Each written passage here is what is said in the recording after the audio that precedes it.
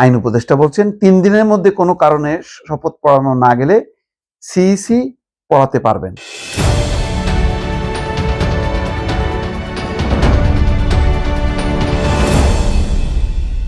জটিল একটা অবস্থা।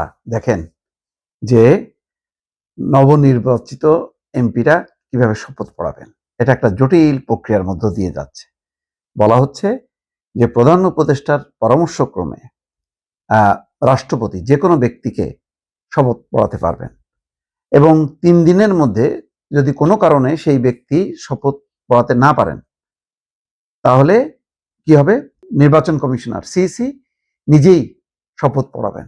বুঝতে পারছেন যে কত জটিল। এইমাত্র যেটি স্ক্রলে দেখানো হচ্ছে কিছুক্ষণ আগে হয়তো নির্বাচন কমিশন এই ব্যাপারে একটি দিয়েছে যে নবনির্বাচিত এমপিদের প্রধান উপদেষ্টার পরামর্শক্রমে রাষ্ট্রপতি মনোনীত কোনো ব্যক্তি শপথ পড়াবেন। রাষ্ট্রপতি মনোনীত শপথ পড়াবেন কোনো ব্যক্তি। আইন উপদেষ্টা বলছেন ৩ দিনের মধ্যে কোনো কারণে শপথ পড়ানো না গেলে সিইসি পড়াতে পারবেন। তার মানে বুঝতে পারছেন যে স্পিকার এবং ডেপুটি স্পিকার না থাকায় স্পিকার শিরিন শারমিন চৌধুরী পদত্যাগ করেছেন, আর শামসুল হক টুকু ডেপুটি স্পিকার তিনি কারাগারে, তার নামে মামলা আছে, বিচারের অপেক্ষায়। এখন বিচারাধীন অভিযুক্ত কোনো ব্যক্তি তো আর শপথ পড়াতে পারেন না। এবং এখন যেহেতু নতুন চেতনার আলোকে ৫ই আগস্ট পরবর্তী গণঅভ্যুত্থান পরবর্তী একটা নির্বাচন, সেই নির্বাচনের এমপিদেরকে প্রথা অনুযায়ী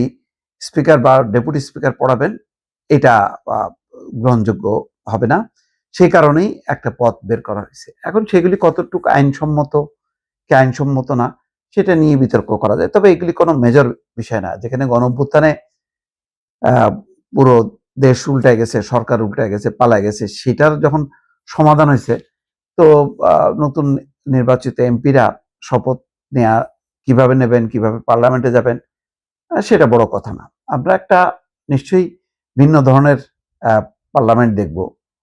বিষয়টা শপথ পড়ানোর চেয়ে বড় কথা হলো যে সংস্কারগুলো বাস্তবায়নের প্রক্রিয়াটা সরকার এবং বিরোধী দল যেভাবে কিভাবে মেনটেন করবেন সেটা বোঝা যাচ্ছে না। যদি 1/3 সংখ্যাগরিষ্ঠতা পায় 180-র উপরে বিএনপি বা জামাত, তাহলে মানে কোনো সমাধান নেই। কিন্তু যদি সমস্যা হবে না, দ্রুত করাতে পারবেন। যদি সেটা না হয়, ঝুলন্ত পার্লামেন্ট হয়, সংকট কিন্তু হবে সেখানেই। এবং এটাই নিয়ে হয়তো সংশ্লিষ্ট মহল উদ্বিগ্ন যে এত সংস্কার, এই সংস্কারগুলো কি এই 5 বছর মেয়াদে সম্পন্ন করা যাবে? সংস্কার তো শুধু না, এর মধ্যে অর্থনৈতিক সংস্কার আছে, দেশের যেই বেকারত্ব এবং দুর্নীতি এবং কালো টাকার প্রভাব সেগুলি কমিয়ে নেওয়া, অর্থনীতিতে শৃঙ্খলা ফেরানো, আইন শৃঙ্খলা পরিস্থিতি ঠিক করা।